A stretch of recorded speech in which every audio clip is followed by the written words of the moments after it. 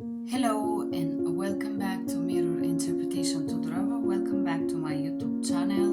My name is Joanna. I am an interpreter and a polyglot, and today's video is called Work-Life Balance as Interpreter. I was inspired to do this video by someone that struggled with this. I realized yesterday I've been struggling with that quite some time, especially in the beginning when I moved here in the USA. Because when I was working in Europe in the trade fair, I knew the fair would last 5 days and I will have the full schedule from 8 to 5 with 1 hour of a lunch break. And after the trade fair it's over, I know that I knew that I will have a time off, I will have time alone, and I will experience this antisocial um, antisocial moments with myself. So I would work hard and I would tell myself, okay, you're gonna have the time off. After that, you're gonna have your quiet time. So I'm gonna talk about what is a work-life balance as a language provider and as an interpreter. And I have some notes here that I prepare, some things that I do in order to keep my equilibrium and mental and physical health all together, because this job is it's really stressful, indeed, out of what a lot of people will tell you, and the prestige that they're gonna sell you, and this fake imagine of success. If you strip off the glamorous look from the outside, this job is very, very stressful. So what is a work-life balance? Work-life balance is the equilibrium between the career or work and personal life, or private life, if you want to call it. Although in the special services they say every person have a public life, private life, and secret life. In this case, a work-life balance will be the harmony or the equilibrium between your work life and your personal fun, health, or whatever other life is that. So, what what are the problems, and what are the uh, they say 5 pilaster or 5 point that you have to follow in order to have this life balance. There is this paradigma belief that if you do a lot of money you have perfect life balance. However, this is not always true. So in order to have the equilibrium, you have to have several things or overcome several things. The number one is fear of saying no, health priority, boundaries, time, make time for friends, family, and people you care about. And the fifth is starting small. How to achieve this balance. So, this video is going to talk about things that I do in order to have that balance, things that help me to keep my equilibrium during work, during a difficult calls, during the day. I am extremely busy, and in order to record this video, I stop all my platforms. So, how I make this happen, how I balance this YouTube channel, my interpreting, my translating job, making videos for you, making classes for you, exercising, and going for vacation, and talking to people that I care and love. This is like a management job. You have to learn to manage your time, because your time is the most precious thing you have in life. Your time is something you cannot get back, you cannot buy. Good time is something that is priceless. Good positive time and positive memories are it's something that you cannot, I repeat, you cannot buy or take back. Your time is limited, and in order to feel fulfilled in my life, and to feel successful, and to feel happy, achieved, and to have it all together, I do some things that I'm going to share with you now. And I hope that for you, if you work as a language provider, or if your job is really, really stressful and mental, all the things that I share here for you are going to help you to find your balance, because my balance is different from yours. And what is the things that obstacle you from having this balance? For example, being always on, or thinking always about work, or thinking always about sport, or thinking about weight, about restaurant, about fun, about whatever you're constantly obsessed with. It's something that exhausts your brain.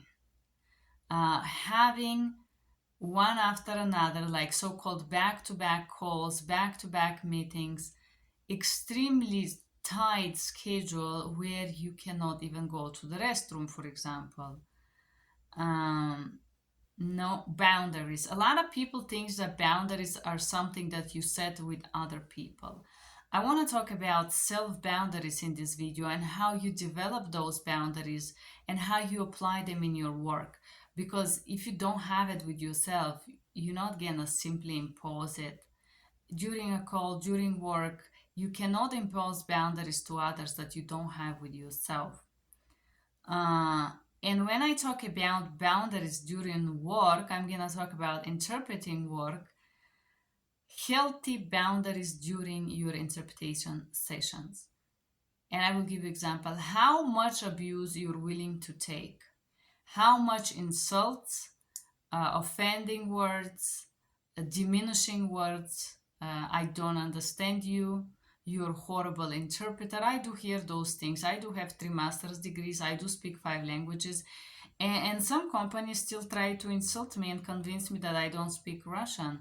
I had a company that failed me in my native language, telling me that it's not good enough. And I have a bachelor's degree in Bulgarian. I can teach Bulgarian in the university. So, how much you're willing to take of that? Where is your limit that you say, I don't have to take that language. I'm not here for that. I'm not here to argue. I'm not here to prove anything. I'm here only to interpret. If you don't like my services, I'm willing to withdraw. I want you to learn about yourself and your personal boundaries. This is a journey that I did with myself. And there is a set of limits that I did with myself in order not to get annoyed and upset and angry during certain calls. I know I don't have to be upset if I notice that the other person does something, cleaning, cooking, talking to the child while I'm assisting. I politely address that. If I hear that something is happening, I tell them, take your time. I'm going to wait for you to take care of your emergency. I'm not going to try to rush the call within the baby crying and screaming and whatever is happening around at the call as a side distraction. I am going to give the time for them to solve the main problem, the main distraction, and then we're going to focus 100% on what we are doing, on why we're doing this call. I'm gonna talk about the first fear. It's number one, is the fear of saying no. When I say fear of saying no, I gotta tell you, I did read several books about how to say no and how to say yes and how to say thank you. I know this could sound a little bit funny to you guys. You say, oh my goodness, what are you talking about? I'm so educated. I speak so much languages. You think you're gonna teach me something.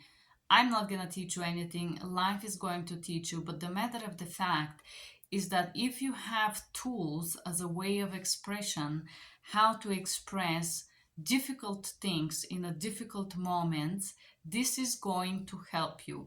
If you read several books on how to set up boundaries with disrespect, with insult, and so on, you are going to be ready to be professional in those not very professional settings. Indeed, you're not gonna deal with professors 99% of your calls, and 99% of the people that you will serve will have a very primitive slangs. They will use some curse words and they will use some way of expressions that are not very respectful. And how are you going to deal with that? Are you going to simply take it and pretend you didn't hear, they just curse on you? And you're gonna be on a call for 45 minutes where somebody insults you? So, how much you're willing to take and how you're willing to take. And if you're not willing to take, what's the professional way to address that? And I feel like I just made a video for you, Tima. The video was called Fear of a Bad Report. So the fear of saying no in a taking a job, in a taking a call, there are several fears under, and I did work with those fears with myself. I did elaborate those, I did write them down, and I did try to understand why I am afraid. I go deep into my fears, and I'm still working with my fears, believe it or not. Fears are not something like a dog barking at you. Fear are inside of you, and sometimes they're subconscious fears or subconscious limiting belief that drag you and drown you to do things that are harmful to you. Fear of withdrawal, I think the biggest challenge to most of the interpreter is the withdrawal. I did have this fear myself, and in order to overcome, I read very well code of ethics, best practice, best protocols. When can you withdrawal? If you're a freelancer, the truth is that you can politely apologize and withdraw from the call, even not addressing that you're insulted. You could say, I don't feel able linguistically. I'm not linguistically prepared for this call. My apology, I cannot serve you. Interpreter cannot serve you. Please hold on for me. I'm going to add another interpreter. Last few weeks ago, I had a complaint from a lawyer because he would pause and I would start to interpret, and then he would start speaking together with me. And then he acted offended, saying that he wanted to go longer sentences. And one of his sentences was half a page. So I apologized and I said, excuse me, sir, this is not simultaneous setting. I do consecutive on this line. I am apologizing. I'm not willing to continue with this call. Also, I don't like to do legal calls for this client of mine. So I apologize and disconnect and connect the other interpreter. For some reason, the other interpreter dropped and I receive a complaint. The truth is that if somebody is angry and annoyed with me, and I say I'm apologizing and they continue being annoyed and acting like there is something wrong with me, I apologize. I don't have to take that. I'm not here to run a marathon with my brain. And a lot of people do forget sometimes that you're on the line. I have this happen with me, and I remind them, please use short phrases to assure accuracy. Interpreter speaking, I need to follow protocols. I must finish reading the message. Thank you. So I do this very little interjections to remind them that there is a human and this is not a machine. Some people forget. Some people doesn't even think about it. They're in their own head, and reminding them it's useful, and sometimes some people get upset about it, and it's all right. You cannot be perfect 100% of time. So the fear of withdrawal is something that you have to work with yourself, and you have to understand where it's coming from, and you have to understand how much you're willing to take. And if you're not willing to take certain way of treatment, you have to learn how to request. Please don't do that. I remember I had a call last week where a lady, and I really admire her. It was Italian call, and the guy was probably from south of Italy by the slang I could tell, and he would use these words like he used the word stupid. And I'm thinking how many times people call me bitch when I'm interpreting, or they call me something even more offensive and they curse me with very vulgar words. I'm thinking, this lady just heard the word stupid, and do you know how she addressed it? She said, sir, I'm apologizing. I'm not going to take this language. I'm not willing to serve you. I wish you a wonderful day. And she disconnected. She disconnected the call. I wrote down that statement for myself, and I was like, I learned from this lady. You can learn from people and how people handle those calls yourself. When I hear something inspirational like that, I learn from it. The matter of the fact is that they are not obliged, you're not obliged to take it. You can apologize and disconnect. And this is where your personal limits and boundaries and fears come into the game. Fear of having no calls. Some lines, for example, my line is not so busy right now. For some reason, this client that I provide services for is being kind of lame on me in the morning lately. So what I do, I record the video, I plug into another client. Sometimes some lines are not always busy. Some contracts fade away and the line is not as busy. Sometimes they're not busy because people are on vacation. A lot of people from Europe, from those countries that I provide services for, they're on vacation August and September. Between beginning of August, like in July until mid September, they're out. They are on vacation. They are back home. So this is caused my line to be slower. I am aware of that. Some company doesn't have as much calls. This is the truth. So if you don't get enough calls from a client, how to face this fear, you look for another client. It's not that complicated. Fear of negative review. I did address that with Tima. Fear of not finding a job. I gotta tell you, when COVID started, I switched what I did. Believe it or not, I switched to translation and I was translating those documents for a company in Europe for the masks. I did a project of 30 languages, masks and all these things for COVID. It happened. Then I work training people and helping them to update their resumes in order to find job.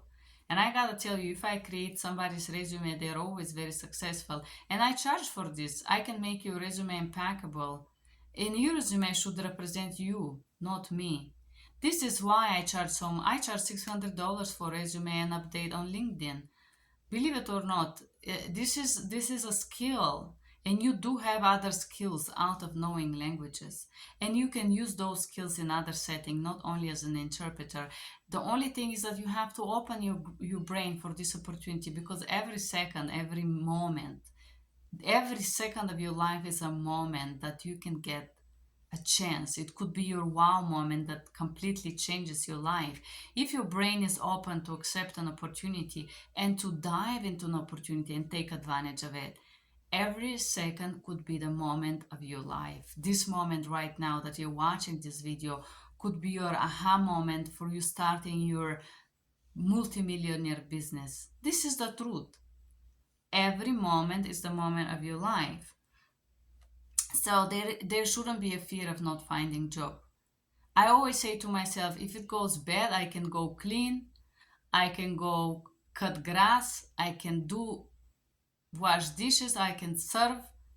I ain't no afraid, because I know I'm gonna try, and I know I'm gonna make it, because I know that I'm gonna make the effort, whatever happens.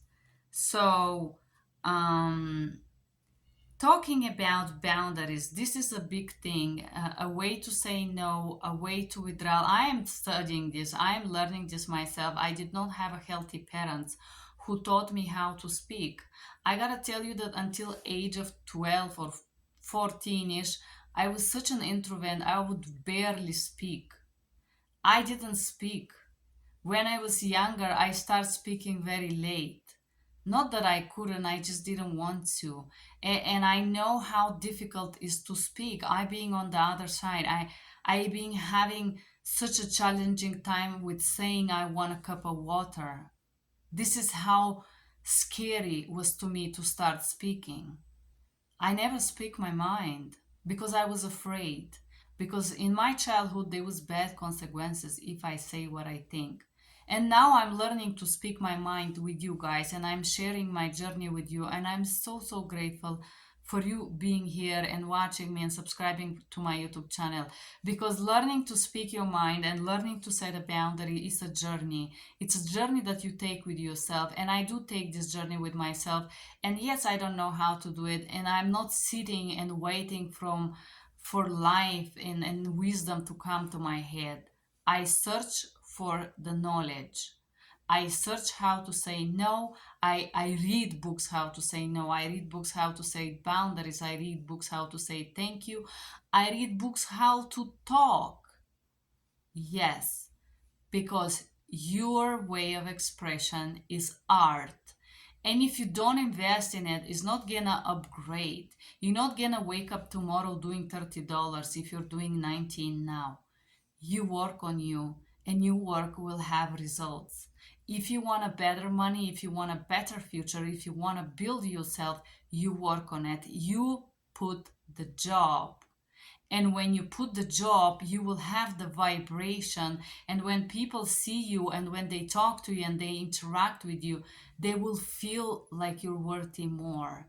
Not because of your clothes, because of your vibration.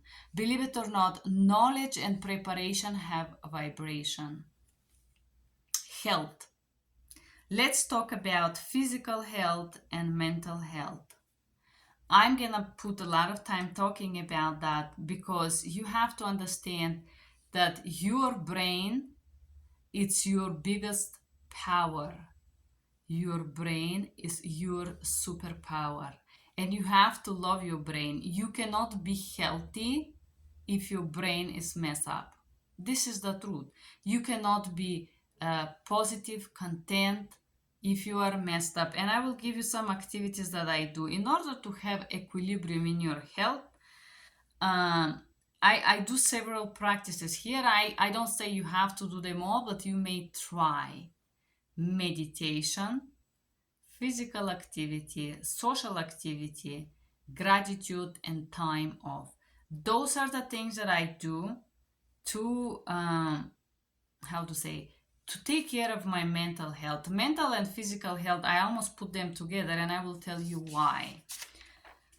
Let's talk about meditation. A lot of people think that you have to say some weird words in Sanskrit that you don't understand, and this is meditation. Uh, to be honest with you, I did spend sometimes with monks. I did had my journey in a meditation center. I am a yoga teacher. I do have this here. I can teach yoga. I can teach meditation. Maybe if you want me, I can make a meditation video for you. Do write me a comment below. I should do it eventually. How to relax your brain. There is one thing about meditation that makes it very difficult. You sit still, and they say try to let your thoughts to run. Don't stop them, just accept them. And try to repeat a positive word. Usually it's gonna be Om. The truth is that I repeat any positive words that I choose for the day. Uh, let's say I love myself.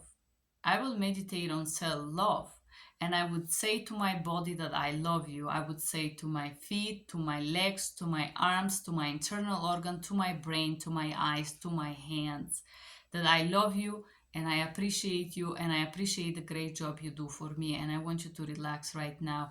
And I'm gonna focus on the functions of those organs and relax them. I do this, believe it or not, and I know this video will be a little bit on the edge because it's a new information that I'm pouring out, and I understand that my YouTube channel is not so pumped right now, and the reason why is because I am one step ahead from most of the people, and what I provide is different from most of the other channels, because the information that I put here is not something that you can tag and chain to other things. This is new. What I'm putting out is new, and that's why if you're watching this, you will be a step ahead. So, meditation every day. There is different ways to meditate. You can simply pray. I will tell you, I pray every day.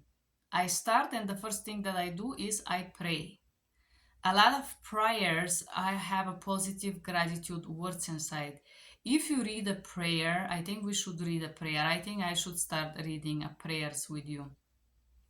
If you do read a prayer every day, you are going to see that you're gonna change your mindset. If you're actively reading the prayers and you're saying, thank you, God, for the blessed day that you give me today. I am grateful for all the obstacles that you create for me in order to grow and learn. If you really read a prayer, you will understand the prayers are very beautiful instrument to make your brain positive. Praying is not God, please give me a Ferrari. Praying is connection with your soul.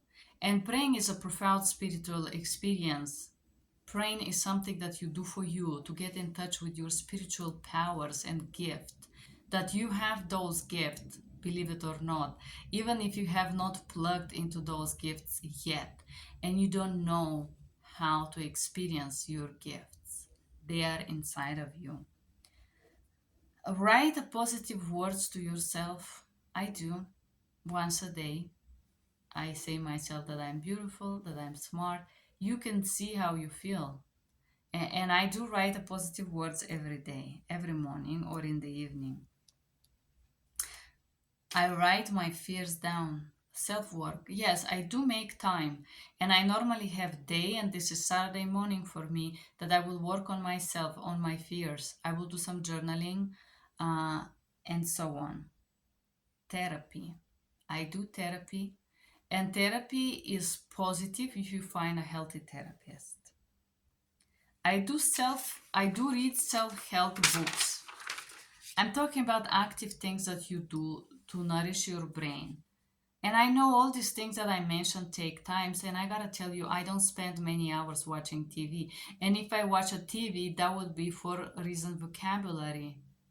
Yes, I will watch shows in different languages to exercise my brain. This is called passive learning. This is something else that I do, and this is a way to relax my brain and also listen certain language. Okay, physical activity and brain rest. So when you do physical activities, this is I call this passive brain rest, and I will tell you why. Physical activity like walking, running, bicycling, going to the park, going to the gym, uh, anything that you do that require physical effort, it makes your thinking brain to pause, and your system, your brain, you have a different brains in your body, your motion system is active when you do exercise. When you sweat, what happened to you? First, you release toxins, and number two, your brain release toxins and produce healthy endorphin. Endorphin is the hormone of happiness or hormone of positivity. I don't want to say you have to lift 200 pounds bench and be super big, and no, I am saying that when you exercise, and particularly when you sweat, I'm talking about cardio, this changes your brain, it changes your mood. This brings your brain relax, because you exercise your brain thinking. It's like a bus that you overcharge with things during the day when you interpret, and then your brain need vacation, your brain need rest. And exercise is the number one thing that I advise you to do every day. I do exercise every day. Passive rest, or I will say semi passive active. Passive active exercises for your brain are things like mm, listening to music. Not rock music, believe it or not, I'm talking about classical music. And if you want to try, you can try. When I was younger, I was into horse riding, and in this place where I would go to horse ride, they would have a special time in the evening that they will put classical music to the horses, and the horses will get relaxed. And also they discovered that the classical music help the horse brain, specifically if you wanted to train the horse to do something. Also, there is a research that was made on music, and people who learn to play musical instruments, they have change in their brain structure and how the brain function. So maybe you're not into making music. I am sorry, I always wanted to learn to play something. For some reason, I never did. However, listening to classic music is a passive way to switch your brain lobes function. It really brings something to you. And I do listen classic music about 15-20 minutes every day when I drive to the gym. I listen classic radio in my car. Painting or color experiences. Colors are colors in your brain, or usually when you look different colors, it stimulates a different part of your brain. or the lobes of your brain. So if you color with colors, I do color when I talk on the phone. If I have a very long call, I have a painting right there and I will paint. And this painting itself, just messing up the color and doing it, it really relaxes me. It calms me. It takes the stress away. It takes my fully being in my brain and stress to be like, it makes me excel. So coloring is something very powerful because it relaxes your active brain where you speak languages, which is related right here, and switch your brain to another. Very calming. I advise you to try this. Silence. I will call this is passive active exercise for your brain, and I call this exercise, when I say silence, I mean no speaking, no texting, no video chatting, no voice calling, no talking. Yes, I do practice this. Once I am done with my gym, once I'm done with my work, yes, I'm silent in the car, and yes, indeed, when I go to the gym, when I do my cardio for 15 minutes, I will spend the time to respond to friends and family. Believe it or not, this is gonna last exactly 15 minutes. The moment that I am done with this, or sometimes less, I will turn off my phone and I will just work out. I will not play game. I'm not gonna listen. I'm just gonna work out. When I say you work out, your brain doesn't want to watch a movie when you work out. You have to focus on your muscles and what you're working for. You just focus on what you do. Just be present in the workout. This is very healthy for you, and this is gonna help your brain to detach from all the information that you had. Yes, indeed, sometimes people try to talk to me and interact. I don't talk with people when I work out. Yes, I can say hi, but usually I will still stick to my workout. I'm not gonna stop in the middle of my workout and flirt and chat with someone. Working out for me is holy. I'm gonna give myself a good exercise because I wanna be healthy. Silence means there are people that want to talk to me during the day. There are people that want to talk with me on the phone in the end of the day. And so I do not talk after I respond to my messages. This 15 minutes, it ends my talking, video or whatever. I'm gonna have a time for my family on Saturday to talk with them and chat with them and connect. However, after this 15 minutes of cardio, after 6 p.m. for me, ain't no more talking. I'm just gonna be quiet. And I do this purposely. I'm not gonna chat. I can talk to people. I choose to stay quiet, to keep my voice. Because if you work as much as I do, you are going to lose your voice. I do exercise, I do notice that, and I'm trying to keep my voice. This is not a joke. I'm doing this purposely. Time alone. Time alone is a big thing. I do spend time alone every day. I need time alone, and and especially if you do this job, you're gonna feel these moments that you're antisocial, that you're tired of people, that you just want to be quiet for a second. Time alone is important thing, and I think you should have a little piece of that time alone every day. When I say listen music and when I say classical music, I don't say vacuum and da and da and da and listen.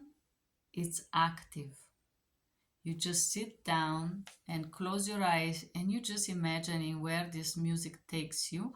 I also go to classical music concerts, so-called candlelight concert and other things like that. And there is a reason why I do this. This is really experience for your brain. If you want to listen music on a concert, for me that definitely is not going to be a rock concert because that's a different type of vibe. Now I'm gonna talk about diet. Believe it or not, you cannot eat McDonald's and be healthy, or you cannot eat every day at a restaurant and be healthy. The best thing to do is to learn to cook your own food, and this is what I do. And you don't have to be a master chef, but there is few rules that I will tell you that I follow, and I'm almost 40, and I think I look wonderful. I think I'm a beautiful, gorgeous woman, and this is a lot of work indeed. This is not just me being beautiful. I take care of myself, I take care of my skin, I take care of my diet, of my water, of my sugar intake, and I'm gonna tell you what, do not eat processed foods all the time. Yes, I know it's tasty, it's good, you enjoy it, it feels good, right? I have a rule. I am trying, and it's very difficult to have discipline for those things. I'm aware of that. But I'm trying to eat fruits. Yes, every day eat fruits and vegetables. I mean, not processed food. Fresh fruits, salads, and vegetables. Drinking water. I don't know if you take coffee or drinking coffee or this type of thing. I am trying to minimize the quantity of coffee that I take. I love coffee. Coffee is beautiful. I love it. It's great for me. However, there is a limit that I am learning that is better to minimize that quantity of coffee. And I will have times of coffee, times of anything, times of coffee. I'm going to take a tea instead, but if I take coffee, I will try to take a smaller amount of that. Water. Water is very important. You cannot have a healthy brain if you don't drink water. And I'm gonna tell you, I am drinking normally with my coffee about liter and a half water every morning. This is the truth. You have to take water into your body. Your brain needs it. Fasting. Now I know you're gonna tell me a bunch of things and you're gonna tell me that I'm crazy, but I will tell you fasting is very healthy for you. I fast. I do fast at least 1 day a week. And what I do 24 hours fasting. I'm gonna have lunch and I'm not gonna have dinner and I'm gonna eat the next day. If I'm super hungry, I will eat around noon. And I will eat fruits, but normally if you take liquids, you're not gonna have this hunger anymore. Fasting really helps your brain. I also have another fasting that I do during February. It's a raw food for 10 days. Your brain really change when you stop eating and thinking about the food all the time. Your perception change and you get this mental clarity. Fasting is good for your brain, and I will tell you why. Because when you eat or overeat, your brain sends a lot of those signals to your liver to produce bile and elaborate the food and all and absorb the nutrients and all that. So your body never rests. Your brain is constantly busy doing something. When you fast, this is different. This is a break for your brain. There is different type of fasting. I do fruit fasting. I do no food, just liquids for 24 hours. You don't have to exhaust yourself of fasting. You can fast for 3 hours first time. No intermediate fasting. I do this as well. Just experience those things and find your balance. I have find mine, and I will tell you fasting is very good for you. Another thing, no sugar. Yes, no sugar, no salt, no bread. They say this is the three poisons that you can take in your body. Yes, I am trying not to eat sugar, and I have a day for sweet, and this is usually Friday for me. Not only no sugar, I don't eat no Sprite, no drink, no juice, no Coca-Cola, nothing that have sugar inside. And when I say sugar, I mean processed sugar. I do eat fruits instead, indeed, and this is a very healthy sugar that you can put in your body. But if I have a day for cake, and this normally is Friday, I will have a cake, yes. I will go to the store and buy a cake or something. I don't buy it every Friday, but I have sometimes moments that I feel like I need the cake, And if I haven't had it in 10 days, I'm gonna go and get it whatever day I feel. But I don't eat sweet every day. I don't eat no cookies, no nothing like this. No processed sugar. The sugar really changes your brain. Also, I don't know if you ever tried to make a diet no salt. I am taking now this Himalayan salt and I'm minimizing the quantity of salt that I'm putting into my body. You cannot imagine what changes happens to you when you don't take salt. But I notice that when I don't take salt, I don't get upset and angry. I experience things differently. So there is something in the salt that affects your anger triggers. At least that's I discovered for me. Alcohol, tobacco, marijuana, or substances. I don't use substances. I do smoke cigarettes, and now recently I switched to tobacco, which make me smoke way lesser and I feel way better. And I don't smoke marijuana. Alcohol intake. A lot of people will think, oh, I take a drink a day. I drink 1 or 2 drinks during the week. I have a rule. Ain't no drinking for me during the week. If I had 3 weeks that I haven't drink, like for example, lately I haven't taken any alcohol, somebody bring me a drink yesterday, it was in the evening, I had the margarita, it's fine. However, I have a rule that I'm fasting myself. In a way, I am not putting any alcohol to my body during the week. I am gonna give my brain a healthy rest. If you put alcohol, even if it's just few drinks, marijuana, or any other type of substance, mushrooms, whatever you want, to your brain, you simply numb it. You give anesthesia to your brain just for no reason, and you shut it off, and your brain is paused until the effect of this substance is gone. Once you start to have the withdrawal from alcohol, or you start to get sober from it, your brain have something called your brain is striving to find his chemical equilibrium again. So your brain was numb, was shut off, and suddenly your brain wakes up, and you're over emotional, over excited, you're nervous, you're annoyed, you're angry, you're upset, your hormones are off balance because there is a healthy quantity of alcohol that you can put in your body without making that oscillation and without making this shock for yourself. But if you simply numb your brain and you think your brain is gonna relax, you're wrong. Your brain is not going to relax if you take several drinks during the weeks. Your brain needs healthy rest, and healthy rest means sleeping. Sleeping for a certain period of time. Yes, I try to go in bed early at 9:30. I don't play with my phone. I do a little meditation before I sleep, and I just sit in the bed and chill. Uh, and your brain is rested when you wake up without before your phone ring to wake you up. This is when your brain is rested. So sleeping. Gratitude. Exercising gratitude. And when I say gratitude, I don't want you to be grateful for things that you don't have.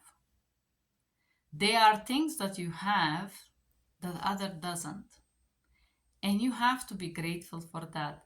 I struggle myself with having home for a very long time. I feel like I've been homeless for a very long time of my life, and I indeed didn't feel at home where I had to sleep. It was not safe for me, and I would be always semi asleep waiting for something bad to happen. So, this feeling of never being at home kind of maybe until I was 30, I would jump off in my sleep, maybe 100, 200 times at night. This is how unsafe I was. My environment was not me, but my environment was so unhealthy and so dangerous that I would not be able to sleep.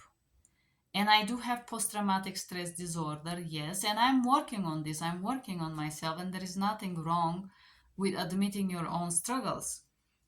So, healthy sleeping is very important for you, and your brain is not gonna relax if you numb it, drug it, or give it medicine that it doesn't need. You have to face your fears and your pains, and this is what is gonna make your brain relax, I believe. At least that's what worked for me. Gratitude to yourself. I do say to myself, thank you for the work you did today. Thank you for the people that you helped. Thank you for the video that you create. Thank you for trying to be the best version of yourself. There must be something that you're grateful toward yourself. Gratitude starts with you. Be grateful for what you have. Be grateful for where you are right now. Not the dream house that you want to have by the lake or whatever is in your fantasy head. Be grateful today. Be grateful for opportunity. Be grateful for people. Be grateful for people's time, people's care and love, because you may lose those things. Don't take life for granted, and don't take this moment for granted, because the matter of the fact is this is the moment of your life. This is your chance, and if you can't see anything positive in your life, it's not good for you. You have to find positive in your life, and there is a positive in your life, and you have to make this exercise to think about it. The only reason that I survived the first 20 years of my life is because I would try to look for something positive. And the only positive thing for me was just my best friend talking to me. And that would keep me hoping that I can have a normal life one day. There must be something good about your life. Yes, I didn't have loving parents, I didn't have healthy environment, I didn't have anything.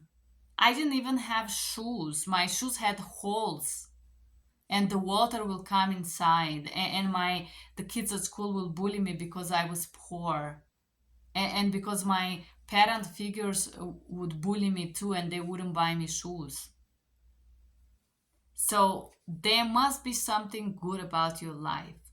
But in the same time, I had a great teacher that, despite I didn't know, he really wanted to give me a good vote, and he really tried hard. And this inspires me. And this inspires me. Said that time off. Gratitude is time off. I have a day off.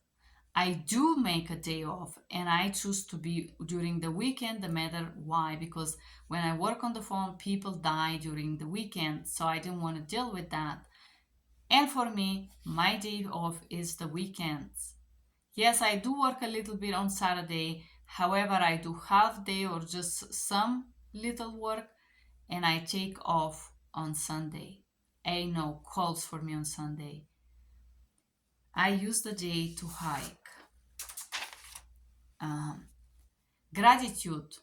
There must be somebody that inspires you in your life. You must be grateful for something. Grateful means acknowledge and be aware that you have this, and not jeopardize it, taking it for granted. You must be grateful for someone. You should look for this someone that you're grateful today.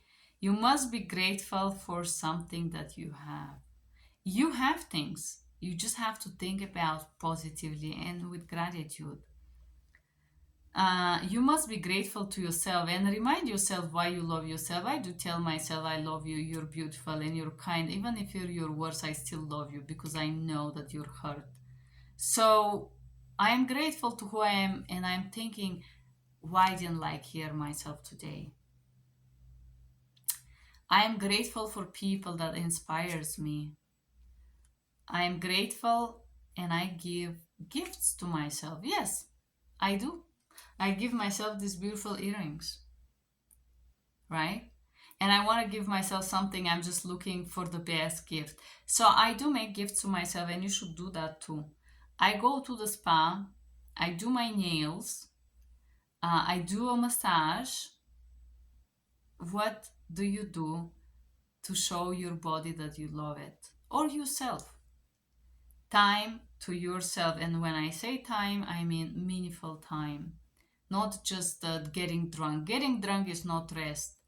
Over socializing and messing up with not very intelligent people is not resting your brain. Yes, I do need this sometimes. I can be silly. I go to the bar, flirt with bunch of people, hang out, have a good time. That's great.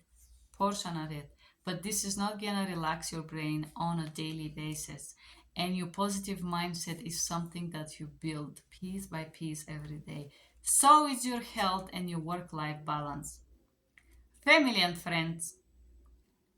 Yes, I have a family that is very close to me. This is my Italian family, and I love them, and I do make time to talk to them. And usually, this is I would talk to them Saturdays. I do take time not only to talk to family and friends and socialize. I will sometimes friends doesn't want to go to see the movie. I will go see the movie by myself. I will go to the restaurant. I will go to the store. When I say set times for family and friends, you have to make your schedule. I know it's very hard to set boundaries with family. I have very unhealthy relatives from Bulgaria, and they would suddenly appear in my life and ask me to drop anything and go run, pay their credit cards, host somebody, do things for them or for their interest. Nobody asked me, is it good for you? Is it comfortable? Do you feel like it? This is the they just would drown me and drop me there and expect me to deliver. And believe it or not, I've been delivering for 35 years. I changed recently thanks to therapy. And I'm advising you to do therapy so you can find your balance. When I say make friends, you can make time that works for both of you. Your family should not just jump into your life and call you and in charge you with bunch of expectations. This is unhealthy. And learning to set a healthy boundaries with your relatives and family is really, really difficult and challenging for every person that I talk to in coming from Eastern Europe. Uh, and then time for you. In order to have a work-life balance, you have to have a time for you. To read, to have a hobby, to rest, or enjoy something that you love. You cannot be healthy if you don't apply some of those things that I shared. I do apply them all. And I do travel. I buy myself vacation and I buy myself a trip and I do nothing. I do nothing. There is no, I can get up in the middle of the night in my vacation in Miami, smoke cigarettes, talk to people, chat, have fun for 3 hours, go to sleep at 5 in the morning. Get up, go to the beach, sleep on the beach, go back at the hotel, sleep, have a nap. Ain't no time for me. Then I wake up at 3 p.m. and I want to go for lunch. I go and do it. Just do nothing. Do whatever the heck it comes, you feel like it. You feel like a drink, you go for drink. You want to go to the beach, you're going to go at night to see the beach. I go and I do it. Relax.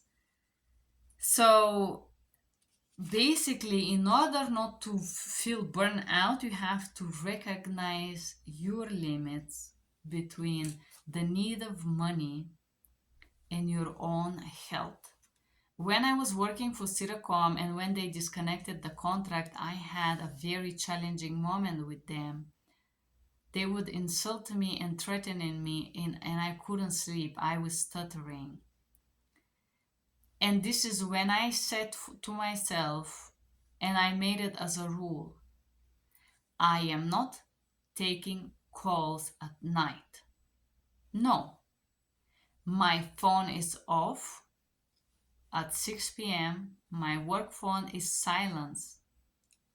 They may come. I'm not gonna take it. I am going to sleep. If you don't have a healthy sleep, you cannot function properly. You cannot be successful. You cannot be healthy. You cannot feel in balance. said that, guys, that was a long break I took from work. 54 minutes to record this video.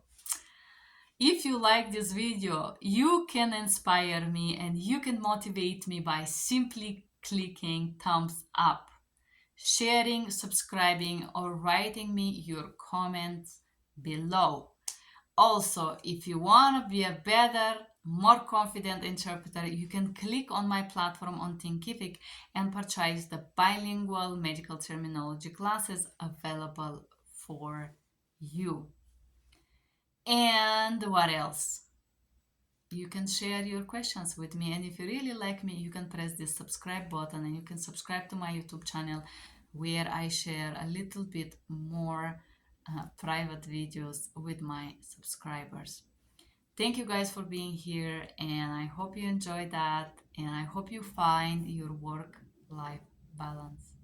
Bye-bye.